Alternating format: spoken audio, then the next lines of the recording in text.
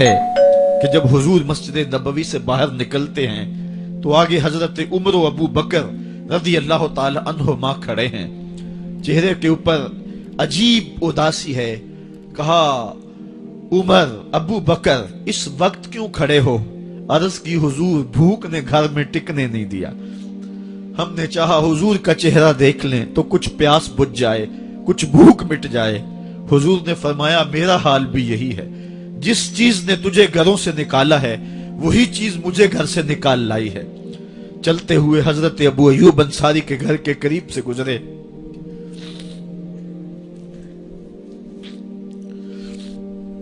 حضور کی خوشبو پا کے وہ باہر آ گئے۔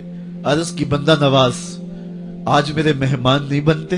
حضور نے کہا تمہاری مرضی۔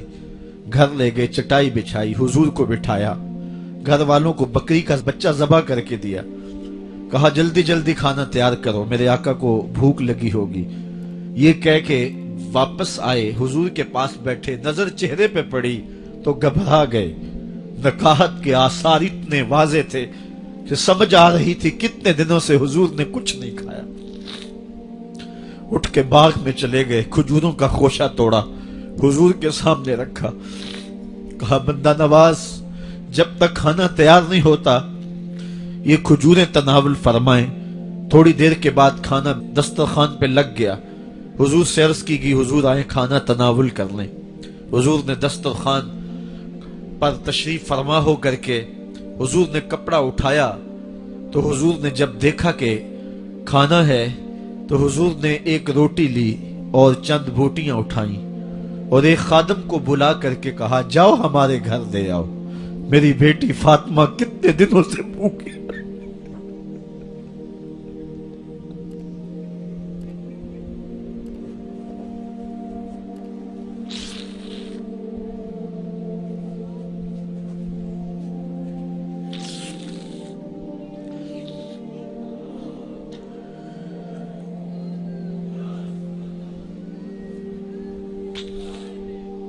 کہا جاؤ ہمارے گھر دے آؤ، میری فاطمہ کتنے دنوں سے بھوکی بیٹھی ہوئی ہے۔ مال کے کونین ہیں گو پاس کچھ رکھتے نہیں، دو جہاں کی نعمتیں ہیں ان کے خالی ہاتھ میں۔ آپ کو پتا ہوگا کہ جب میرے رسول کا انتقال ہوا ہے، حضور کا وصال ہوا ہے، تو حضور کی ایک زرہ ایک یہودی کے گھر میں گروی رکھی ہوئی تھی، حضور نے زرہ رکھ کر کے اس سے قرض لیا ہوا تھا۔ یہ اسلام کی غربت کی کہانی ہے، اور پھر اللہ نے اسلام کو امارت کے رنگ بھی دیے۔ آؤ تمہیں کہانی سناؤں، حضرت عدی بن حاتم روایت کرتے ہیں، صحیح بخاری میں روایت ہے۔ یہ حاتم تائی کے بیٹے ہیں، کہتے ہیں میں حضور کی خدمت میں حاضر ہوا، ایک شخص آیا، کہنے لگا حضور غربت نے میرا برا حال کر دیا ہے، اور اس نے شکایت کی غربت کی، پسماندگی کی اور اپنی معاشی بدحالی کی۔ پھر ایک شخص آیا، کہنے لگا حضور میرے پاس دولت تو ہے لیکن میں نے جس منزل پہ جانا ہے راستہ پر خطر ہے، تو میرے لیے کیا حکم ہے کہ میں کیسے راستہ طے کروں؟ تو یہ دو لوگوں نے یہ باتیں کی تو حضرت عدی کہتے ہیں کہ حضور نے روئے سخن میری جانب موڑا اور میری جانب مخاطب ہو کے کہا عدی تو نے ہیرا دیکھا ہے؟ عدی کہتے ہیں میں نے عرض کی حضور دیکھا نہیں، سنا ہے، ہیرا یہ شہر ہے عراق کا۔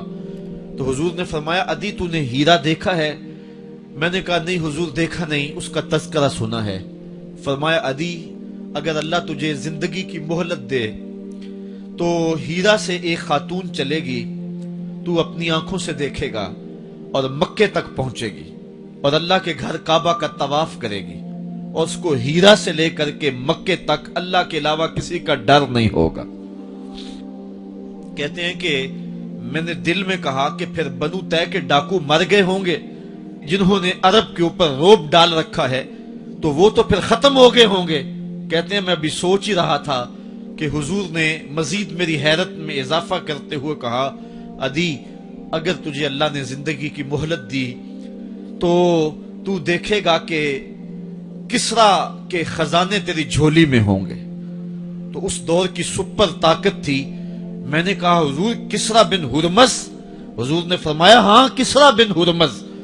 कहते हैं कि हुजूर ने फिर फरमाया दी अगर तू जिंदगी पाई तो तू वो दिन भी देखेगा कि एक शख्स ज़कात की रकम लेकर के, ज़कात की चांदी लेकर के, ज़कात का सोना लेकर के निकलेगा और उसको कोई ज़कात का मुस्तहिक ही नहीं मिलेगा।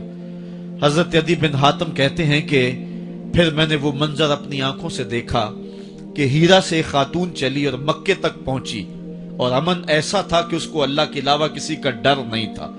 फिर वो लम्हे भी मैंने देखे कि किसरा बिन हुरमज के खजाने मस्जिद नबवी के बाहर पड़े हुए हैं। तो कहते हैं तीसरी चीज मैं देख ना सका और मैंने लोगों को कहा कि ये मैं तो नहीं देख सका, मेरी शायद जिंदगी वफा न करे, और अगर तुम्हारी जिंदगी वफा करे तो तुम देखना मेरे आका ने जो फरमाया था, दो बातें तो पूरी हो गई हैं और तीसरी बात तुम देख लोगे। हजरत यहया बिन सईद फरमाते हैं कि हजरत उमर बिन अब्दुल अजीज का जमाना था और उन्होंने मुझे अफ्रीका की जानब ज़कात वसूल करने के लिए भेजा। मैं वहां से ज़कात वसूल की और फिर मैं ज़कात लेने वाले मुस्तहकीन को ढूंढने लगा। तो कहते मुझे कोई मुस्तहिक ना मिला। फिर मैं गुलाम पकड़ता और उसके पैसे दे के उसको आजाद करवाता चला जाता। हजरत उमर बिन अब्दुल अजीज का जमाना है कि गवर्नर है इराक का। वो हजरत उमर बिन अब्दुल अजीज को लिखता है कि इतनी रकम है, इसका क्या करना है। तो उमर बिन अब्दुल अजीज कहते हैं रकम लेके यहां ना आना, वहां इराक के लोगों में बांट दो, जो ज़कात के मुस्तहिक हैं उनको तकसीम कर दो। तो गवर्नर लिखता है जो मुस्तहिक है उनको दे दी, अब कोई मुस्तहिक नहीं रहा तो मैं क्या करूं। तो हजरत उमर बिन अब्दुल अजीज कहते हैं जो मकरूज हैं उनका कर्ज उतार दो। तो कहते हैं कि हाँ कर्ज भी मैंने उतार दिया है, रकम फिर भी बच रही है, क्या करूं। तो हजरत उमर बिन अब्दुल अजीज ने फिर लिखा जो शख्स शादी करना चाहते हैं उनका हक मेहर अदा कर दो। मैंने कहा कि वो भी कर दिया है, रकम फिर भी बच गई, अब क्या करूं। तो हजरत उमर बिन अब्दुल अजीज ने मुझे लिखा कि जो गैर मुस्लिम हैं जिन्होंने टैक्स दिया हुआ है, जितना टैक्स दिया है उससे दुगने पैसे उनको कर्जे में दे दो और उनको कहो जाओ इसका कारोबार करो, खेती बाड़ी करो, और साथ उन्हें यह भी कह देना कर्ज की फिक्र ना करना और ज्यादा इसमें परेशान ना होना, जब दे सकोगे दे देना।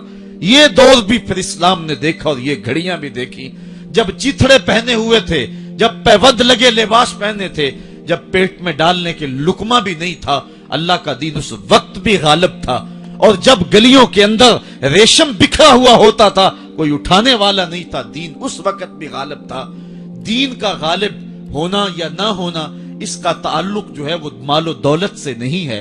इकबाल कहता है कि जवाल बंदाए मोमिन का बेजरी से नहीं, मोमिन का जवाल बेजरी से नहीं है बल्कि इसका सबब कोई और है। वो सबब ढूंढना है कि हम दुनिया में रुस्वा होके क्यों रह गए, हम जमाने के सामने तमाशा क्यों बन के रह गए। आज नबी की उम्मत पूरी कायनात में रुस्वा होके क्यों रह गई। आज हमारा तमाशा देखा जा रहा है, आज भूखे कुत्तों को हमारी बेटियों और बहनों के ऊपर छोड़ा जा रहा है और उसका तमाशा देखा जा रहा है। क्या हमने ये दिन भी देखने थे। हमने सुराग लगाना है। दौलत की किल्लत और कसरत ये सानवी चीजें हैं। हमने तारीख में देखा है हम कभी माली तौर पे कमजोर थे, रुस्वा नहीं हुए हैं। माल ज्यादा हो गया, रुस्वा नहीं हुए हैं। रसवाई के सबब कोई और हैं।